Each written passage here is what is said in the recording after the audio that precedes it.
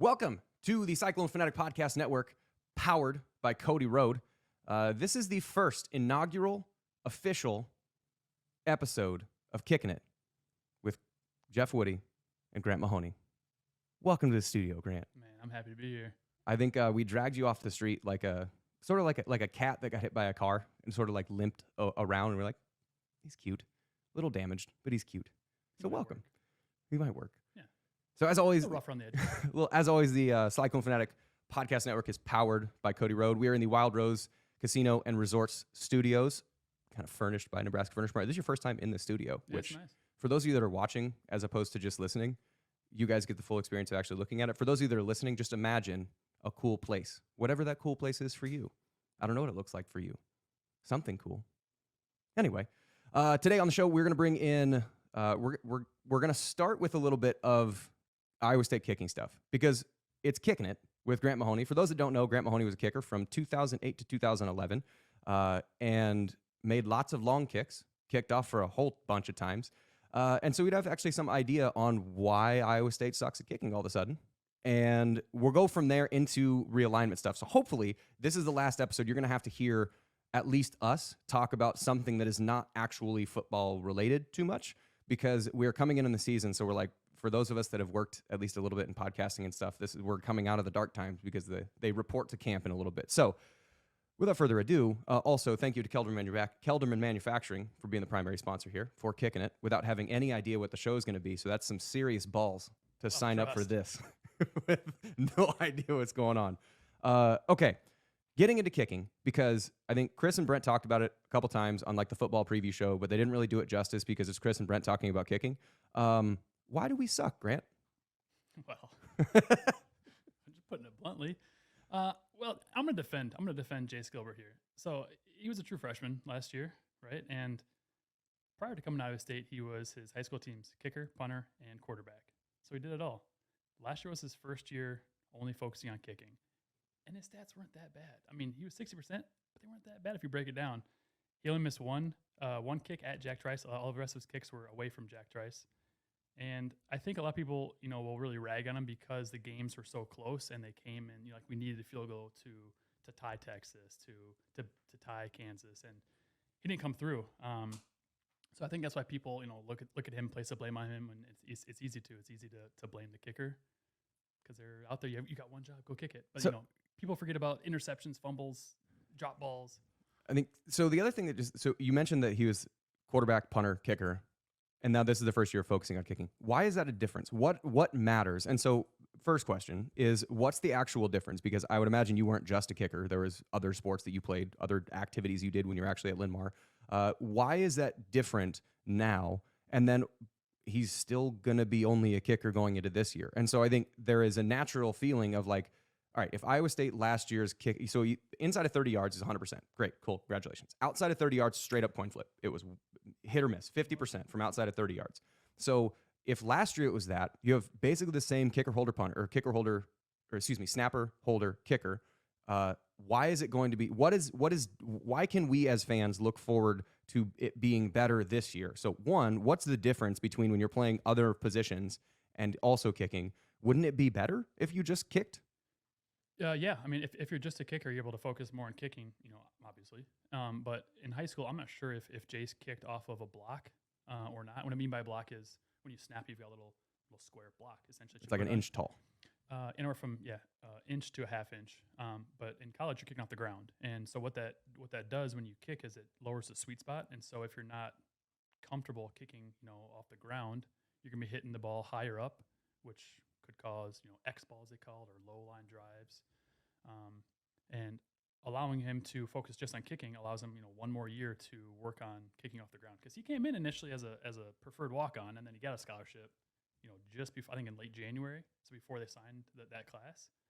So in my opinion, I think giving him a full year to focus just on kicking, where he had 7 months to focus on it from his end of his high school year to when he came to Iowa State, I think it's going to allow him to focus on hitting more consistent balls and not worry about kicking or not worry about punting or being a quarterback and just focusing on being a kicker. And now we have a special teams coach. Okay, why does that make a difference? So because we're not going to miss a kick ever again now. I don't know. Don't write that down. Don't write that down, people. So I think another thing that I was about the special teams coach. This is a thing that we addressed back on Fart, I think, at the end of the season last year.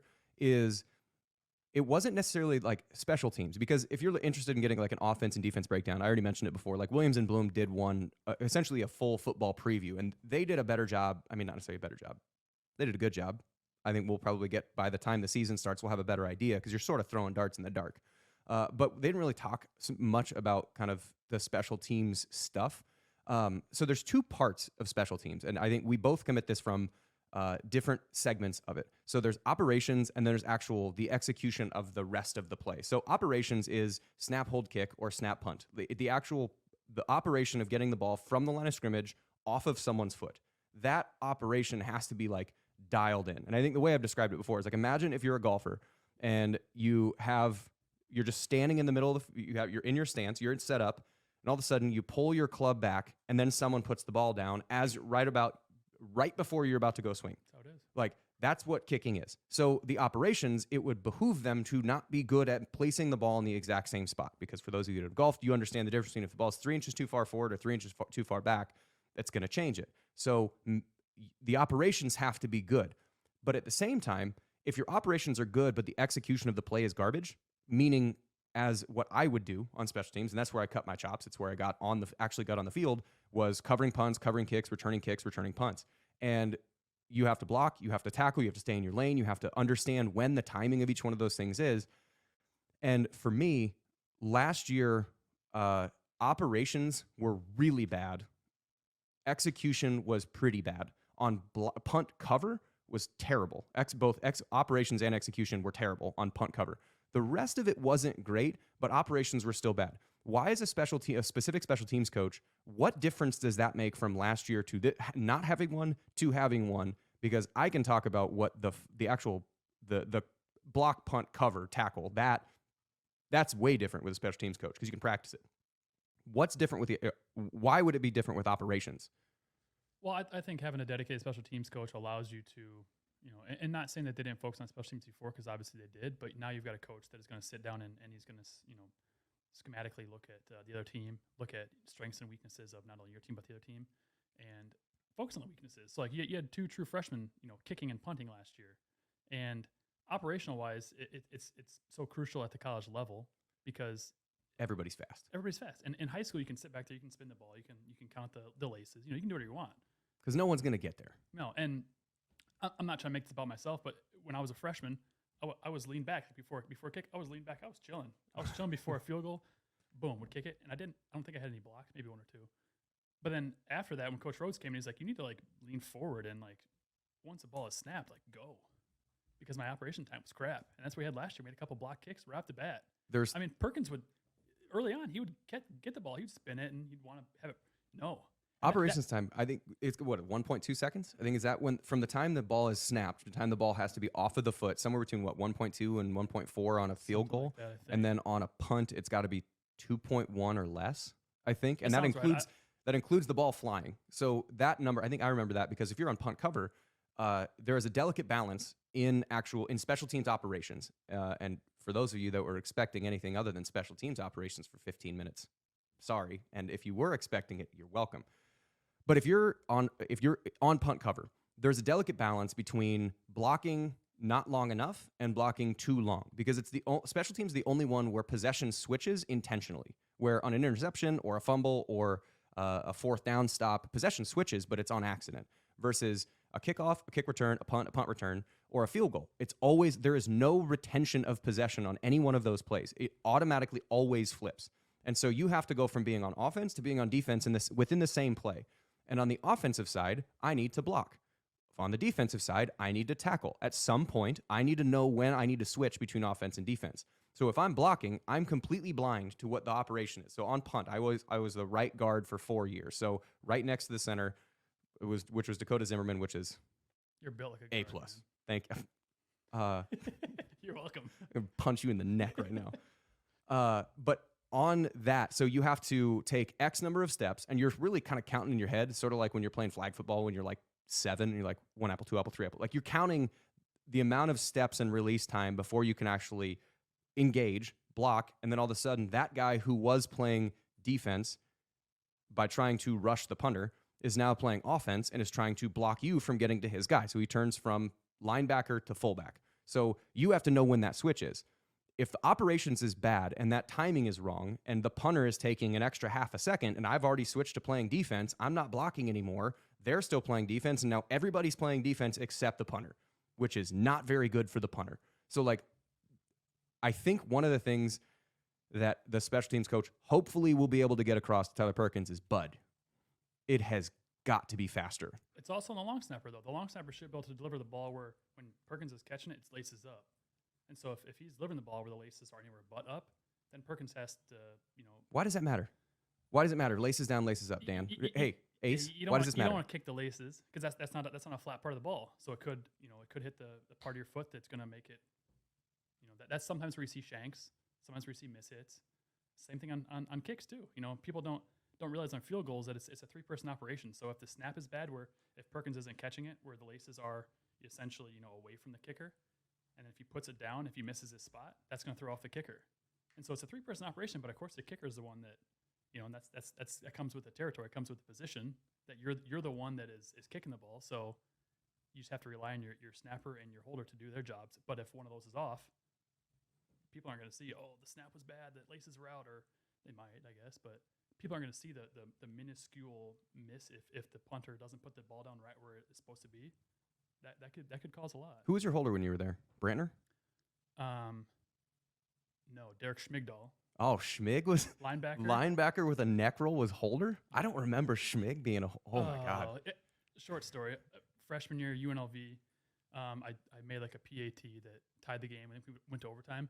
And he was always like, he'd always hit me in the back of the helmet, like, great kick. UNLV, he was so fired up. Like, he hit me and I started to see stars. And I was like, dude, you're a linebacker. I'm a 145-pound true freshman kicker. You can't hit me that hard, man. I was like, I saw stars. And so from then on, he much more gentle. Yeah. So Schmigdahl, freshman year, I don't think sophomore. Dan Keel, sophomore, junior year, and then Brett Bucher, senior year. Okay. And Bucher was the do everything special teams, snap, hold, work in the nutrition office, power lift. I think he gained 50 pounds and lost 40 pounds, or like 40 pounds over the course of his college career, which is absolutely impressive. Yeah. Lived in the gym.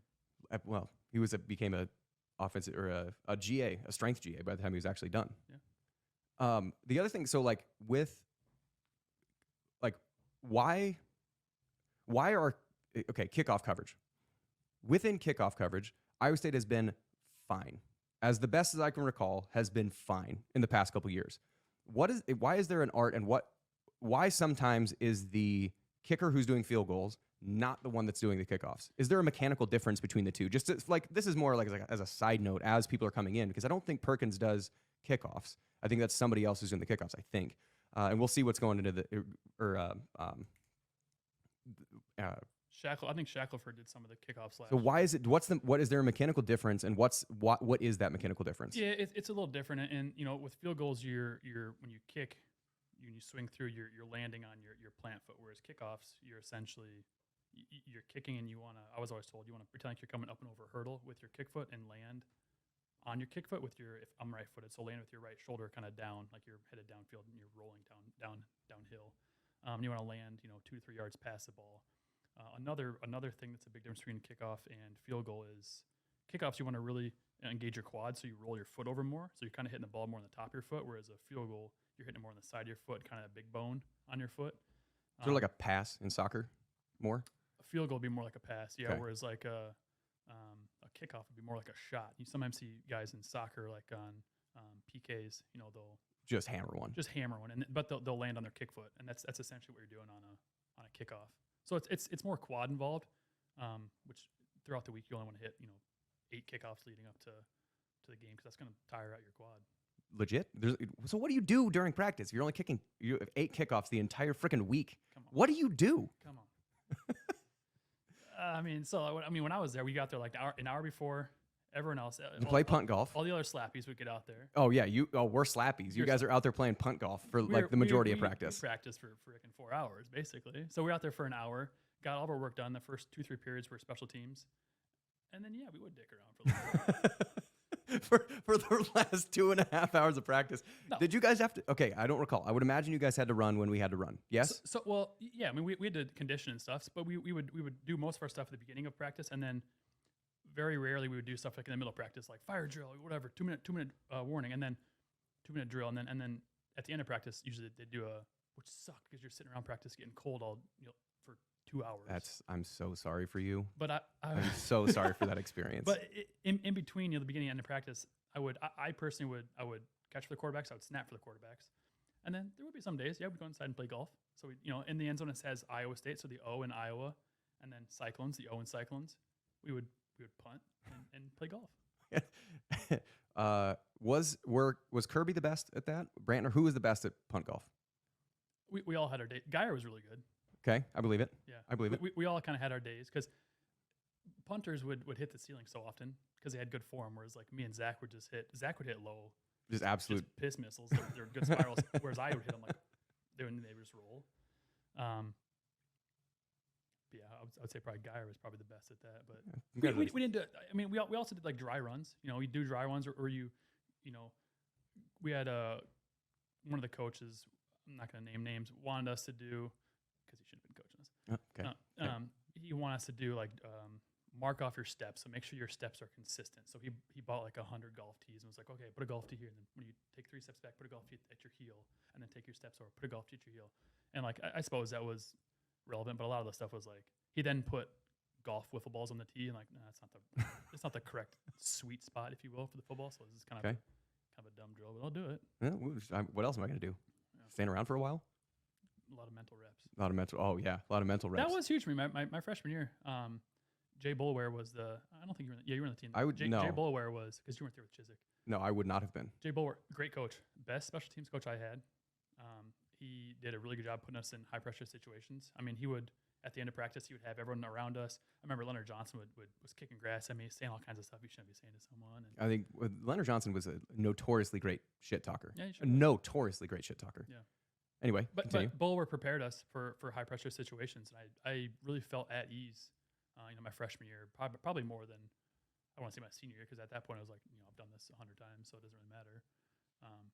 But no, Boulware did a great job of preparing all the specialists, and he didn't really care. He's like, go out and do your job, but he was really big on the day before games. He's like mentally prepare. He's like, do mental reps, hit 10 field goals, 10 PATs. If you miss one, go back and redo it so you have 10. It's like shooting free throws. Yeah, basically. Yeah, it really is. So this podcast isn't all going to be about special teams operations, but I did want to actually clear the air because there is some expertise. Okay. Some. I'm out of here then. All right. Well, cool. Thanks, guys. That's the end of Kicking It. No, so the other thing that we're going to end up doing with this show, talk about hard transitions, is there actually is the nice thing is Grant and I have experienced at least a decent amount. And what's funny, I mentioned at the top that we're going to talk at least a little bit about realignment. You and I were both present for all of the Big 12 missile crisis in both the round 1 and round 2. And we were talking about it beforehand. I didn't remember half of the stuff that actually was going on. I don't know if it was like blocked it out, like didn't recall, or just wasn't paying attention at the time. But the Colorado coming back to the Big 12, I don't know what your thoughts are. That to me feels like an absolute sleeping giant waiting, because that was one of my favorite stadiums to play at. I don't know if it was yours. It was for me just because I love Boulder. I've got family there, so it was memorable to go there as well. But it's also super scenic. It's tucked in the mountains there, and it's just it's a great place to play. And being out there, I don't know if you even saw Ralphie run around. We were out there before the game, so seeing Ralphie run around. It's big ass buffalo. Yeah, it's great. Literally a big ass buffalo. He didn't. No, it was a Sooner. One of the Sooner horses pooped.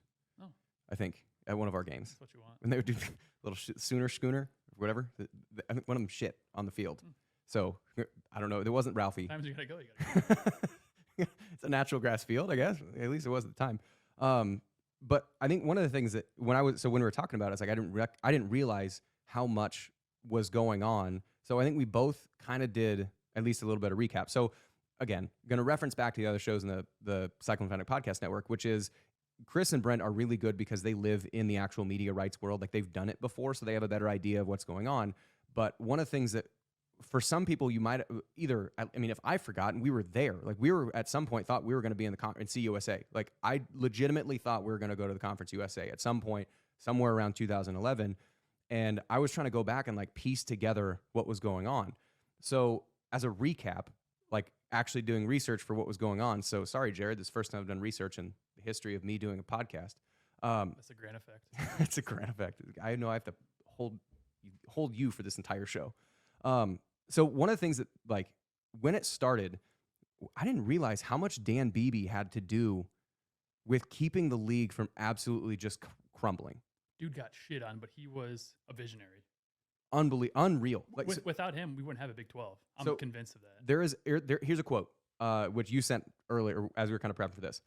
There's a quote from Dan Beebe in 2010, right when this is starting going on, which is, he sent this to Dan Beebe, the former commissioner of the Big 12. This is back, again, 2010. I don't remember when he got hired for the job, but this is pre-2010. He wrote, a collateral consideration for all of us as national leaders in intercollegiate athletics is the creation of a few mega conferences may result in more governmental, legal, and public scrutiny.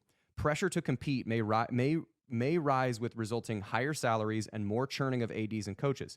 Clear identification of the highest level of intercollegiate athletics reduced to a small grouping, e.g. 4 16-member conferences, could cause eventual tax consequences and tremendous pressure to pay these student athletes responsible in programs driving the most revenue and pressure and whose coaches and administrators are receiving more and more financial rewards. This dude wrote that 13 years ago, talking about 4 16-member conferences and tremendous pressure to pay players. Still applicable in 2023. Still applicable right now. That legal pressure to pay players is currently existing. And I think that's one thing that Brent is trying to work with, is like understanding when there is going to be stuff coming down from Congress, whether or not you actually can pay players and whether that's a good thing or a bad thing. And that all started back in 2010. Yeah. And doing some of the research too, I had forgotten when Northwestern, wanted to unionize, and like the whole, O'Bannon versus NCAA, like. Did you get paid from that, by the way? Oh yeah. Yeah. I got solid $3,800. Yeah. I was an Impact player in 2013. Yeah. I can't remember how much I got, but it was a nice surprise. I mean, especially when you're like 23, you get a $3,000 check in the mail. That was nice. Yeah. Really not necessary. I didn't even need that money, but thank you so much. Yeah. I appreciate it. So okay. Thanks, Connor. Connor just texted, Dan Beebe promoted to commissioner in September 5th, 2007. So between 2007 and 2010 is when he was actually the commissioner.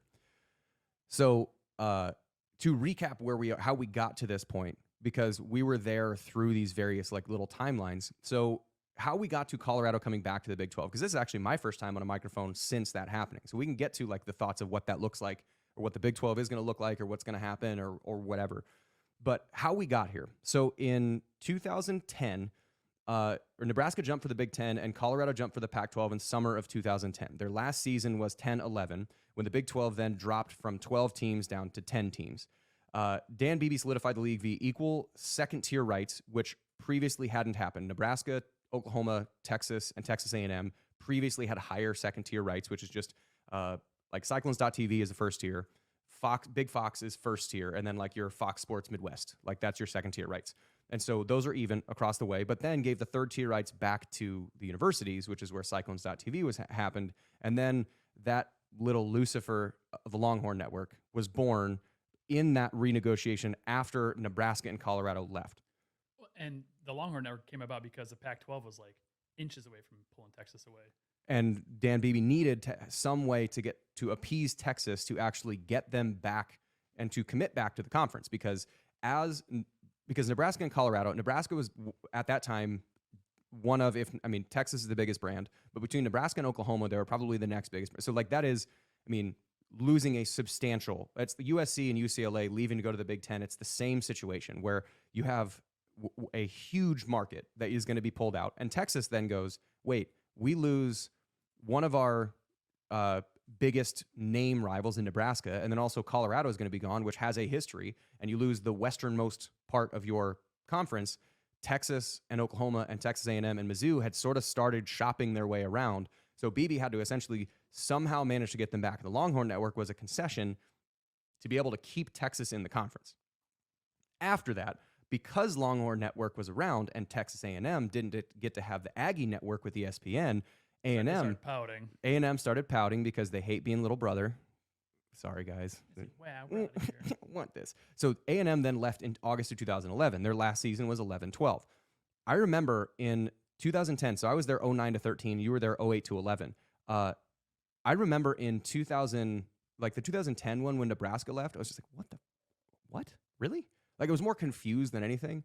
And then in August 2011 is when A&M left. And then in October of 2011, TCU and West Virginia got brought in, but Mizzou left as well. So like, I remember between August with A&M leaving and October when they brought on TCU and West Virginia, I legitimately thought, and I remember we were out at practice at the north of where south of where the indoor is, whatever that practice field is, not the Field of Dreams. Johnny Majors. So we're at Johnny Majors, and I remember we had Coach Rhodes came in, and then it was Tom Crochelle, who was the SID at the time, came in and essentially was talking about like sports media rights to a group of like 18 to 22-year-olds and understanding that like, hey, we're going to have a football team, but we're not sure where we're going to be playing. Did I make that up, or do you remember that at all? Yeah, I remember him. I remember Crochelle coming and talking to us and me being like, I don't care. Okay, so who's in the league next year then, Tom? Like, where are we going to be? Are we going to be in the Big 12, or are we going to bring in new people? Like, what's going on, Tom? And he was like, oh, I don't really know, but just stay calm. And that was, stay calm.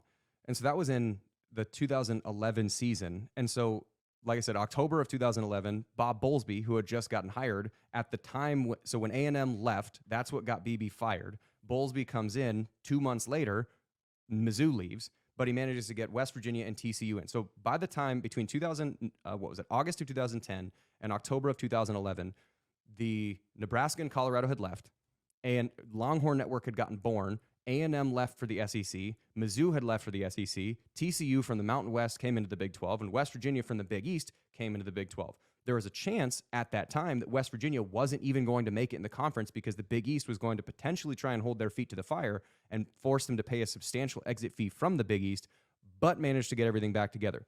So that missile crisis in that moment, at that time, Larry Scott was the commissioner of the Pac-12. They didn't think that there was enough addition for anyone other than Texas and Oklahoma to be able to come to the Pac-12, and the Longhorn Network kept Texas around enough. But at that point, Larry Scott didn't bring anyone on from the Big 12, which is, at this point, looks like a really stupid move. So from there, fast forward to July of 2021, Texas and Oklahoma, and so from October 2011 to July of 2021, the Big 12 is more or less the same. It is on fairly even footing, except Texas is just trying to be a big swinging dick and trying to control everything from that point. I think a lot of that is because of the TV rights that BB had set in place too. Why there hasn't been much movement really until recently. Because he managed at some point, I recall that. So there was at some point in there, BB extended the TV negotiation out until 2025. Yep. It was supposed to expire, I think, in 2016 or in 2020, and then they some year in between there, but extended or got an extension of the grant of rights or of the TV contract until 2025. So fast forward to July of 2021, Texas and Oklahoma decide to leave for the SEC. Bob Bowlesby at that point holds their feet to the fire because each of them had a $100 million buyout if they were to have to leave that year. They wanted to leave that year, but the grant of rights were guaranteed with the conference, meaning a grant of rights is you as Texas give me, the Big 12, the rights to broadcast your games. So if you play a game, you can't show it because I have your rights to actually show that game. So if they were to leave early, the Big 12 wasn't going to release them from the grant of rights unless they paid $100 million. So if they decided to leave anyway, all those broadcast games that Texas is on either couldn't be shown or would be shown and the profit would come to the Big 12. So at that point, Bowlesby essentially threatens legal action to keep them in the conference. And then in June of 2022, the Big 12 announced the addition of new schools. In July of 2022, Brett Yormark gets hired. And at the same month, USC and UCLA bolt to go to the Big 10. Everyone's heads are falling at this point, and everyone's like, what's going on? Yes. So the Pac-12 is now sort of on unstable footing because they had... Which, in my opinion, so the first time around, the Big East kind of got raided and gone. Big East is no more football. I think that's what's going to happen to the Pac-12 here. I think Pac-12 is going to go away. And, I think we're going to get another team. And, Chris had mentioned this in another podcast that Arizona might be next. And then I think Washington, Oregon might be the next ones. And then from there, it's like, this is such a watered-down Pac-12. What happens? Do they then join the Mountain West? Do they try to bring in some teams from the Mountain West and let the Mountain West and other teams out there, other conferences out there kind of dissolve and make like a watered down Pac-12? At that point, are you then still a Power 5? So to finish where we are, because that actually kind of is the next point after that. So in July of 2022, Yormark was hired, and USC and UCLA bolt to go to the Big Ten. So at this point, the Pac-12 now has a contract expiring in 2024, a media rights contract expiring in 2024, without their biggest draw. So if you're trying to renegotiate, if you're the Pac-12, it would be like if Texas and Oklahoma left and you didn't replace them with anyone. You're trying to negotiate with a smaller pool. Yormark, so in June of 2023, Yormark finishes negotiations for a new TV deal 2 years early because the Big 12s wasn't supposed to be done until 2025. The Pac-12s was supposed to be in 2024. Now, a while back, and Chris and Brent have talked about how important it was that TV deal got done. It wouldn't be that big of a deal had USC and UCLA not left, because the numbers would probably be fairly comparable. And if you get a deal early for $31 million and the Pac-12 gets a deal for $29.5, most schools are going to be like, that's good enough, because the cost of leaving is going to be substantial. And the cost for staying is, I give $1.5 million a year, big deal. But because USC and UCLA are gone and the Big 12 set the number, that becomes the thing that all the Pac-12 schools start looking at, because they say, I could have that. And the Big 10's already got, $100 million or whatever. The SEC's got $100 million, and the Big 12 has interest in another school and says, hey, you can come with us and make this. Essentially, it's setting the bar. So by getting that deal done early, it forces the Pac-12 to meet that number. And if they don't meet that number, then all the member schools then go, wait, why are we with this? Side notes, which I don't know, I had forgotten about. In the time between the time Pac-12 signed their deal and when it was going to expire in 2024, the Pac-12 headquarters thing that happened in San Francisco, they overpaid and overbilled, and each school had to actually pay back $5 million to the conference because they overpaid for it. They wasted $5 million. There was another time when Larry Scott thought that they got an invoice. The contract between Comcast, the amount of money that Comcast had given them, was $5 million per school too high. So after that $5 million was too high, you don't just get to keep that. That's not how a contract works. So they had to give that money back.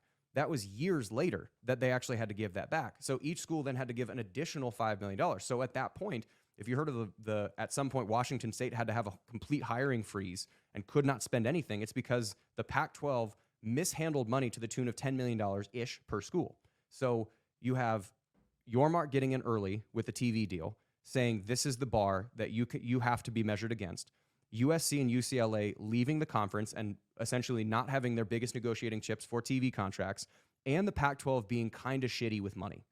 So you add all those things together, and Colorado then looks at that and goes, Big 12's in a better situation. Yeah, I'm out. So the Colorado comes back. So bringing back to what happens going forward, one of the things that is also going on at the same time, so Disney just let go, Disney, which owns ESPN, just let go of a ton of ESPN on-air talent. And I think one of the things they're trying to de-invest at least a little bit from sports media rights because it's really expensive. So the other parties at the table, and I hate the term stakeholders, but the stakeholders in these negotiations are the TV contracts, or the TV companies, ESPN, Fox, NBC, CBS, whatever, because they're the ones that are going to be broadcasting the games, and they are buying this product for $31 million a school. They then they're counting on the fact that by putting this on TV, they will make more than that in advertising revenue or sponsorships or whatever per school to do that. So you're essentially paying, ESPN is paying the schools through the conferences for the rights to broadcast their games. So if you're Oregon and Washington and Arizona, which seem like the likely candidates to come over here, ESPN probably doesn't want them to come over, because if you're ESPN and you're renegotiating with the Pac-12 and you're going to set that number at $20 million instead of $31 million, Oregon's games in the Big 12 would cost you $31 million a year. Oregon's games in the Pac-12 cost you $20 million a year. They just de-invested from ESPN. So my guess is that ESPN is saying, we want you to have one more. We'd be cool with you having one more because there's a natural partner for Colorado if you get one of those other ones, which is why Arizona feels like the most natural addition, is you have a natural partner with Arizona and Colorado, BYU, Texas Tech, the western kind of Southwest stuff. But if you were to add more, that now costs us more money. So ESPN is probably going to encourage them to get one more and stop. unless the universities are that adamant of getting out of the Pac-12, in which case Oregon and Washington feel like they would be the ones that would want to get out because they are the last big chips for this. So I don't know, like to me, it feels like Arizona would be the next step. And I don't have any inside information more than the fact that I think that there has been substantial expressed interest from Arizona to get to the Big 12. It's just a matter of numbers. So at this point, that's why we are where we are coming into this season. I've also heard that if Arizona doesn't, and I mean, take this with a grain of salt. I've heard that if Arizona doesn't join, then Yormark's going to pivot and go to UConn. What are your thoughts on that? They broke Sai's arm, so I want revenge. I think it was Zane. I think that was the guy's He name. was our trainer, yeah. Yeah. They pushed him down the stairs, and Yeah, they were they- talking smack at my grandma at the game. Like, who does that? Who talks smack to an 80-year-old woman? You know? I don't know. You probably did. Yeah. No, I wouldn't do that. So I would welcome UConn back. I mean, they suck at football. They're great at basketball. I mean, we're already the best basketball conference in the country. So it'd be nice to have another doormat to beat up on in football. Because Kansas doesn't suck anymore. No, they don't. So you need somebody to be really I'm not bad. convinced by Colorado. I'm not convinced So Colorado, that's Prime. interesting. So right now, so my thoughts on Colorado. If Colorado comes to the conference, in 10 years with the right coach, they will be one of the top 3 programs in the conference. I don't agree with that. With the right coach. Is Prime the right coach? The reason why I say that is it is the only Power 5 school in a state of 6 million that generally tends to produce lots of talent. So if they are the natural path to the NFL if you're a kid that lives in Denver, or if you're a kid that lives in Colorado Springs or wherever. So with the right coach, and that campus is gorgeous, the facilities, I mean, the inside could use a little bit of work, but like great academic school, great state, great stadium. If they have the right coach to pull all of it together, I'd go to Colorado.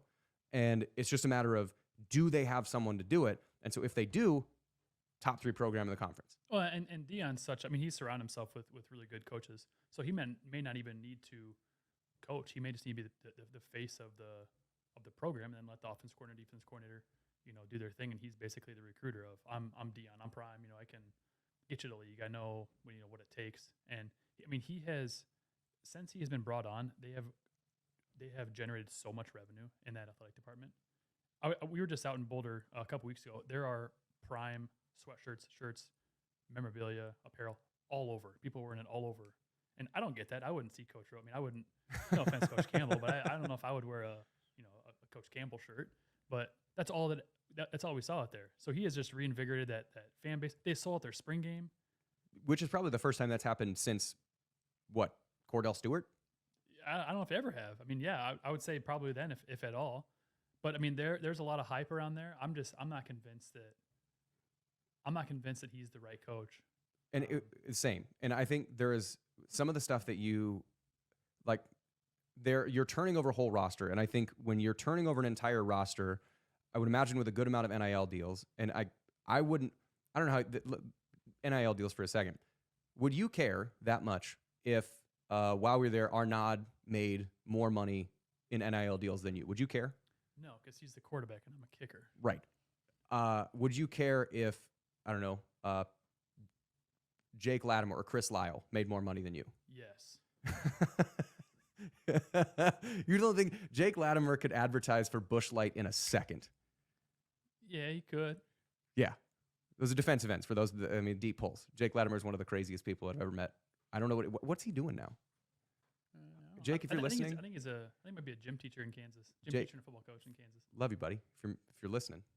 Also remember, he was the only person that I've ever seen knock someone else out. Oh, 2 people. 2 people have knocked someone out in a practice. One of Jake Latimer's one, Quentin Pompey was the other. Who did he knock out? Albert. Oh. I don't know if it was knocked out, but like cold cocked. So were you there when that happened? It was during mat drills. I was probably off playing golf. So, oh, what a dick. So it was during conditioning. So like this is the best that I was can. Definitely playing golf then. I didn't see it happen. I heard the reaction of what was happening. So mat drills it's in a conditioning thing. You only have to get 2 to 5, somewhere maybe 6 on the high end, perfect reps. And Yancey McKnight, the strength coach, and Clayton Oyster, the assistant strength coach, were the guys that were running it. And EA, who's now the head guy at Tulsa, I think. Yes. So head guy at Tulsa, those are the guys that were running it. And so everybody, you have to get 2 perfect reps. What that means is every single person on the team has to execute the rep without a mistake and without failure of effort. So you're standing with your toes in the white line, not in front, not behind. Your toes are in the white line in the end zone. There is a strength coach at the 5. I think usually that was EA. That was at the 5. And you would have to, they would blow the whistle or call. You do a somersault in. And then once you get a somersault in, you get up to the 5-yard line, kind of chopping your feet, waiting for them to give you a cadence. They would give you an instruction as to what was happening at the 5-yard line. So it was like a seat roll, which is going to roll to your butt, and then you stand back up and you chop your feet. Or it's just straight side shuffle, like you're playing defense in basketball. And he would point to his left, and you'd have to go the direction that he's pointing until he tells you to turn around.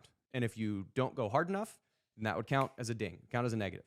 If you stop too soon, then that would count as a ding. If you didn't react fast enough, that would count as a ding.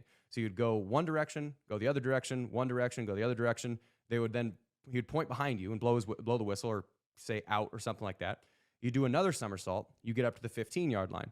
You get up to the 15-yard line. Next strength coach is waiting. And in the time that the first group is on the 5, and they do a somersault to get to the 15, that's the call to get the next group out to the 5. And so you're going goal line, 5-yard line, 15-yard line. At the 15-yard line, it's just kind of chopping your feet, blow the whistle. You do an up, down, sprint through the 25-yard line. And you're really sprinting through the 30. Like the line is the 25. You don't screw that up. Everybody on the team just has to do that perfectly twice. Which sounds easy. Sounds easy, right? That's not too hard. What happens is if you make one mistake, that's fine. Like, and honestly, if it's like one of those where they're pointing to the left and you go to the left and then you go to cut and like you slip and your hand comes down and they call you a ding for that, like that's just an execution mistake. That's not an effort mistake. No one's really all that mad. They're like, damn it, frickin' Lichtenberg or whatever. Like they would something like that, but then you wouldn't be too mad about it. The ones that really chat people's ass are the effort ones. Or the ones that go left and you should go right. And then you run into each other, especially on the seat rolls, and you smack shoulders or heads. So Albert, at that point, which hilarious guy, at the time, kind of a turd as far as effort's concerned, went to go do the mat drills, didn't finish, got him a ding. And at that point, you got a bullseye on your back. Like you get called for lack of effort. Every strength coach is looking at you to finish. Gets called for another lack of effort. And at that point, you get 2 lack of efforts in a row, and none of those count. You have to get 2 perfect. Right now, we're at 0. At this point, the whole team's like, okay. At this point, what are we're you like, doing? Come on, buddy. And goes to do it again. And I think after the second one, people are like chirping back at him, being like, hey, just run. Like all you have to do is try a little bit harder for the last 10 yards. Goes to do it again. I think Latimer was chirping back and forth and being like, just finish. Albert starts to chirp back to Latimer as we're sort of milling around in between reps. Latimer just cold cocks him. Albert goes down. I don't know if it was knocked out or not. I do remember this, yeah. At that point, it's not our most gracious moment, but it was sort of just drag him out of the way so the rest of us can finish the rest of the reps. And the trainers were attending to Albert, and we were finishing up, and no one was really that mad that happened. So I think we're past the statute of limitations on that. So yes, that was one of, I don't know, random Jake Latimer tangent, but absolute crazy mofo. And he's hands like sledgehammers. So yes, I would be upset if he made more NIL than I did. Yes. I did not knock anybody out in practice. Well, he did. He was tougher than you. Great hair. Yeah, great hair, yeah. So upcoming this next couple weeks, we're going to be recording these on Mondays. We've got to figure out the exact time. So that's going to be posted Monday night or Tuesday morning, depending on when producer Aiden has got his time availability because he's a college student who has to do stuff. So as the season gets closer, we're going to be able to actually talk a little bit more football and a little bit less conference realignment, a little bit less kicking mechanics. Hopefully, I pray to Jesus we don't have to talk kicking mechanics too much in the season. That's probably a good thing. Yeah, I don't want to talk too much on kicking mechanics. That's fine with me. Got anything else for the good of the cause? I don't. I'm looking forward to this. Man, it should be fun. So welcome to the first episode of Kickin' It with Woody and GMo. Thanks for stopping in, everybody.